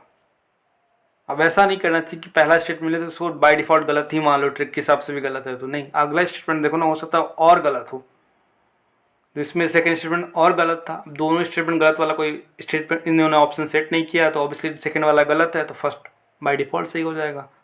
मुझे पता है नहीं पता बट सही है। अभी क्वेश्चन पे हिस्ट्री पे आते हैं। In which one of the following regions was Dhanyakatka, which flourished as a prominent Buddhist center under the Mahasangika located? अब ये कॉमन सेंस का क्वेश्चन था, थोड़ी सी नॉलेज तो नहीं थी, मतलब कहीं मिलेगा नहीं धान्यकाटिका वर्ड, बट कॉमन सेंस था। कॉमन सेंस कैसे था मैं बताता हूँ, अच्छा क्वेश्चन था ये। महासंगिका कब आया था? महासंगिका आया था कनिष्क के टाइम पे, महासंगिका महायान का पार्ट है, कनिष्क के टाइम पे। तो कलिंगा और मगध बुद्धिस्ट किसके टाइम पे पॉपुलर हुए थे? अशोक के टाइम पे। अशोक क्या थे? हीनयान वाले थे, जो कि 3rd सेंचुरी BC में थे। कनिष्क से 300 साल पहले या महायान से 300 साल पहले थे। तो सी और डी बाय डिफ़ॉल्ट हट जाएगा। अब आंध्रा और गंधारा की बात करते हैं। महासंघिका और धान्यकाटिका, मतलब ये बोला धान्यकाटिका which flourished as a prominent Buddhist center under Mahasanghika located। अब गांधारा स्कूल में हम बहुत ज़्यादा कुछ नहीं पढ़ते हैं, बहुत मिनिमम चीज़ें पढ़ते हैं, बट ये धान्यकाटिका ये थोड़ा साउथ इंडिया का नेम लग रहा है, ऐसा मतलब पर्शियन नेम जैसा नहीं लग रहा है कि गांधारा रीजन का हो, ठीक है। उस बेसिस पे हम आंध्रा पे जाएंगे, क्योंकि गंधारा में हमें बहुत ज़्यादा ऐसा कुछ होता तो मैं पता, गंधारा में बहुत ज़्यादा बुद्धिस्ट का था, बट इतना ज़्यादा नहीं था, वो कनिष्क के टाइम पे था। बट अमरावती स्कूल जो हम पढ़ते हैं आंध्र प्रदेश में, अमरावती का एक्चुअली एंशियंट नेम है धान्यकाटिका। अमरावती स्कूल जो पढ़ते हैं वो काफ़ी ज़्यादा फ्लरिश हुआ था वहाँ पे आंध्रा रीजन में सतवाना के टाइम पे। तो ये सतवाना की कैपिटल भी हुआ करती थी। धान्यकटका जो है सतवाना किंगडम जो था उसकी कैपिटल भी हुआ करती थी। और ये धान्यकटका थोड़ा साउथ इंडियन नेम है, तो उस बेसिस पे हम आंध्र प्रदेश में जाएंगे। कॉमन सेंस लगाना है यहाँ पे, ठीक है। आंध्र प्रदेश पहुँच जाएंगे। आई होप समझ में आ रहा होगा चीज़ें, कैसे अप्रोच करनी है, कैसे करना है, ज़रूर बताइएगा कमेंट में। और इस वीडियो को बहुत पॉपुलर बनाइए अगर फ़ायदेमंद है तो। With reference to ancient India consider the following statement. The concept of stupa is Buddhist in origin, okay. Stupa was generally a repository of relics, okay. Stupa was a votive and commemorative structure in the Buddhist tradition, ठीक है। स्तूपा क्या होता है? स्तूपा मतलब किसी आदमी को, अगर तुमने देखा हो जैसे इस्लाम में क्या होता है, जब आदमी मर जाता है उसको दफनाया जाता है, ठीक है। और पुरानी जो मेडिएवल कल्चर, सॉरी वहाँ पे मिडिल ईस्ट की कल्चर्स हैं, जो बाकी बहुत सारे रिलीजन वहाँ फ्लरिश, वहाँ पे अभी भी ऐसा है कि कोई मर जाता है, जैसे हिंदुज़म में क्या होता है, जलाया जाता है। बट बाकी अदर रिलीजन में जलाया नहीं जाता, उनको दफनाया जाता है। इवन क्रिश्चियनिटी में भी दफनाया जाता है। तो स्तूपा क्या था कि वहाँ पे लोगों को, जो बुद्धिस्ट होते थे, उनको दफना दिया जाता था, उसके ऊपर वो गुम्बद जैसा बना दिया जाता है, इसको हम स्तूपा बोलते हैं। तो ये बोला द कॉन्सेप्ट ऑफ स्तूपा, यहाँ वर्ड स्तूपा की नहीं बात कर रहा है, कॉन्सेप्ट पूछ रहा है। Concept of stupa is Buddhist in origin. भाई बुद्ध से पहले क्या लोग मरे नहीं थे क्या? बुद्ध से पहले भी लोग मरे होंगे, उनकी भी वो मजारें बनी होंगी, उनका भी उस टाइप का बना होगा। जो भी इस्लाम से पहले बहुत सारे रिलीजन थे जो लोग फॉलो करते थे, लोगों को दफनाया था, उसके पहले उनकी प्रे किया जाता था। बहुत सारे इंडिया में यार बहुत सारे ट्रेडिशन थे, कल्चर थे, तो बुद्ध से पहले भी लोग थे। तो ये कॉन्सेप्ट यहाँ पे वर्ड ऑफ स्तूपा होता तो हम मान लेते ठीक है, but concept of Buddha, concept of stupa in Buddhist in origin, ये गलत स्टेटमेंट है। ये यहाँ पे तुम्हें कैच करना है, अगर तुमने ले लिया तो फिर तुम्हारा गलत हो जाएगा। यहीं पे कैच है ये।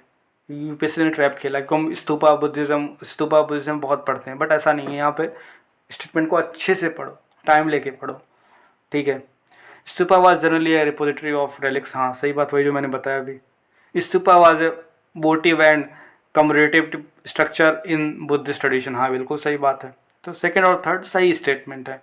फर्स्ट स्टेटमेंट जो है गलत है। वैसे भी जब एक स्टेटमेंट एलिमिनेट कर दो तो बाकी बचे हुए आंसर होते हैं, ठीक है। और बी है, बी की सबसे ज़्यादा प्रोबेबिलिटी होती है। अब ये सीधा PYQ क्या है, सीधा PYQ अगर किया होगा तो आंख बंद करके सीधा पोर्ट पे आंसर मारोगे, बट मैं इसको करता हूँ, कॉमन सेंस से भी सॉल्व होगा।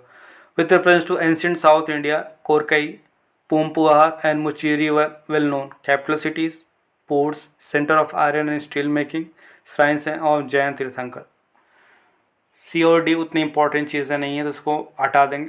जैन तीर्थंकर का वो न्यूज़ में था अभी रिसेंटली, वो जो शिखर जी वाला लिखे कुछ हो रहा था, बट वो नहीं है। लोगों को होता नहीं कि मतलब कंफ्यूज करने के लिए दे रखा है कि जैन तीर्थंकर का भी न्यूज़ में थे तो हो सकता है उससे पूछा गया, बट ऐसा नहीं था।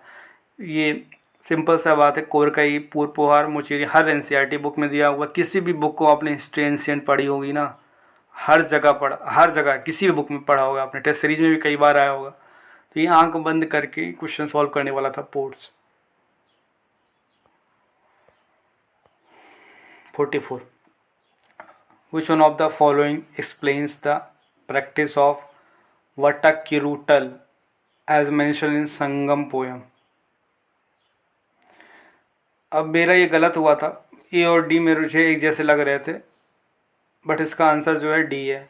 ए king defeated in a battle committing ritual suicide by starving himself to death. इसको थोड़ा सा मैं सोचता तो शायद मैं इसको ले जा सकता था आंसर, बट इतना टाइम होता नहीं एग्जाम में। देखो मैंने सर्कल लगा रखी है 44, तो मैं बाद में कर रहा था। इसका आंसर डी होता, थोड़ा टाइम देकर करता तो पहुंच जाता आंसर।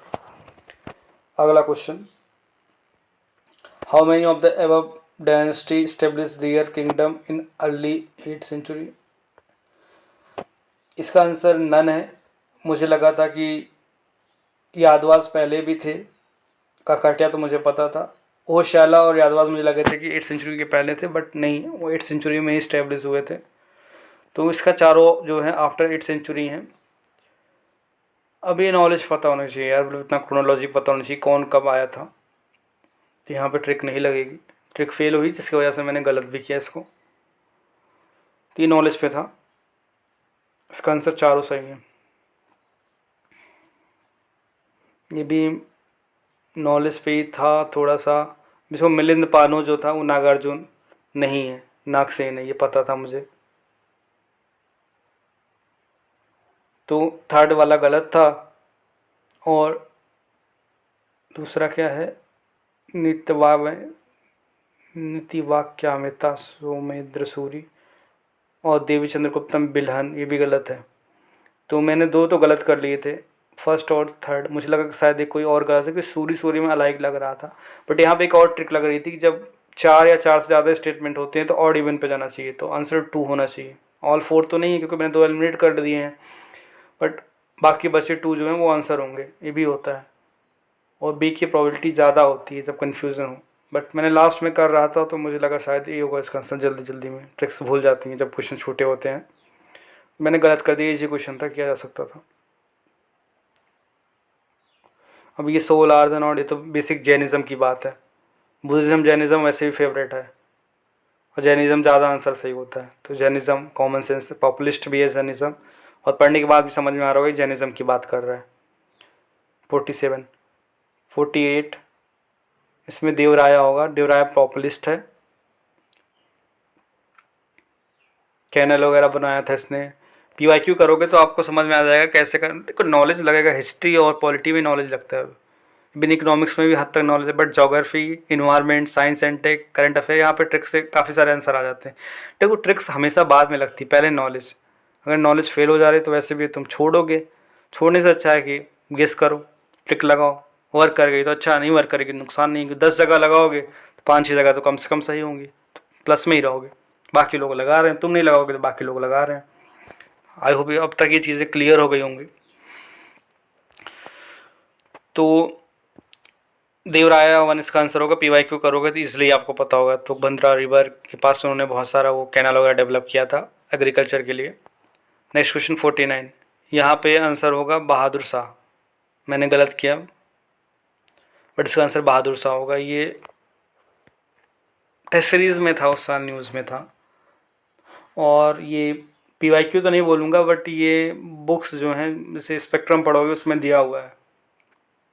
जब पुर्तगीज़ का इन्वेजन होता है तो उस टाइम पे जब पढ़ते स्टार्टिंग के चैप्टर, जो एकदम स्टार्टिंग का पहला दूसरा चैप्टर है स्पेक्ट्रम का, उसमें दिया हुआ है।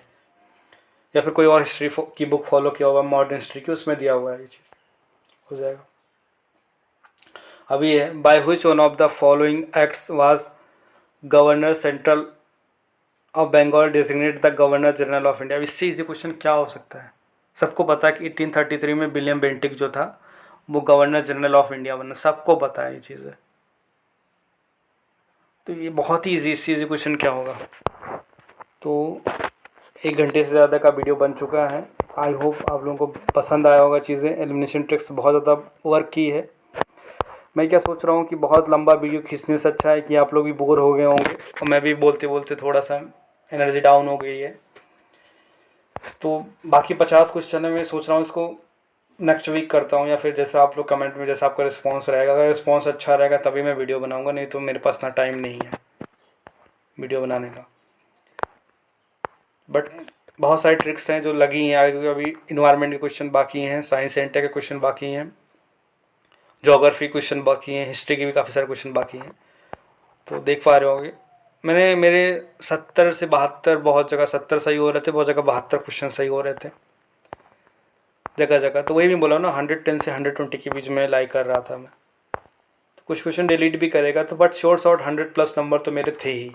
मान लो यूपी से कुछ क्वेश्चन डिलीट भी करता है या फिर आंसर की वेरी करती है, तब भी 100 से ऊपर तो थे ही मेरे। मतलब ईजिली, मतलब जो कट ऑफ गया होगा इससे 20 से 25 नंबर मेरे बहुत ऊपर थे। तो देखा आपने, एलिमिनेशन ट्रिक्स बहुत सारी लगी हैं। नॉलेज तो ऑब्वियसली लगा ही है, कॉमन सेंस से बहुत सारे क्वेश्चन थे। बस एक हवा बना था कि पेपर पैटर्न चेंज हो गया, यूपीएससी ने एलिमिनेट कर दिया, बट ऐसा कुछ नहीं था। जो लगाने वाले थे उन्होंने लगाया था, और पहले भी लगाते आए हैं। अब जो नए नए लोग होंगे विदाउट प्रैक्टिस जाएंगे उनके साथ तो प्रॉब्लम आएगी। इसीलिए तो 12,000, 13,000, 14,000 लोग प्रीलिम्स क्लियर करते हैं, 5 लाख लोग एग्ज़ाम देते हैं। तो मेरा जो मोटिव था कि आप लोगों को बताना कि मैंने कैसे सॉल्व किया था पेपर, क्योंकि बहुत सारे लोग बोल रहे थे कि यार ये ऐसा नहीं पॉसिबल है, ईजी नहीं था। इसी तो ऑब्वियसली कोई चीज़ ईजी नहीं होती, इसी तो ग्रुप डी का भी एग्ज़ाम नहीं होता, बट नॉलेज होती है आपको तो आप कर ले जाते हो। वैसे भी यहाँ पे भी नॉलेज, एलिमिनेशन, कॉमन सेंस, तीन ही चीज़ लगती है। बाकी मैं आगे की वीडियोस में डिस्कस करूँगा कि कैसे नोट्स बनाएंगे, स्पेशली PT 365 आएगा तो उसका नोट्स कैसे बनाएंगे, विज़न के टेस्ट को कैसे सेक्शनल देना है उसके नोट्स बनाने, और फुल सिलेबस कैसे देना है। बाकी अदर कोचिंग इंस्टीट्यूट के भी कौन सी इंस्टीट्यूट के फुल सिलेबस देने हैं उसको भी मैं डिस्कस करूँगा। PYQs की देखता हूँ मैं इस वीडियो का कैसा रिस्पांस रहेगा, उसके बेसिस पे बताऊँगा मैं कि PYQ बाकी 22 21 उनके वीडियो बनाऊँगा कि नहीं बनाऊँगा। ठीक है, या फिर आप लोग बताइए कि 10-10 क्वेश्चन वाला या 20-20 क्वेश्चन वाला सही रहेगा, या फिर पूरा एक साथ 50-50 क्वेश्चन डिस्कस करूँगा, जैसा भी हो आप लोग बताइए। आई होप मैंने मेहनत बहुत की है, वीडियो पसंद आया होगा। ठीक है, पढ़ते रहिए, मस्त रहिए। Thank you so much. और टेलीग्राम ग्रुप से जुड़ जाइए, लिंक है डिस्क्रिप्शन में।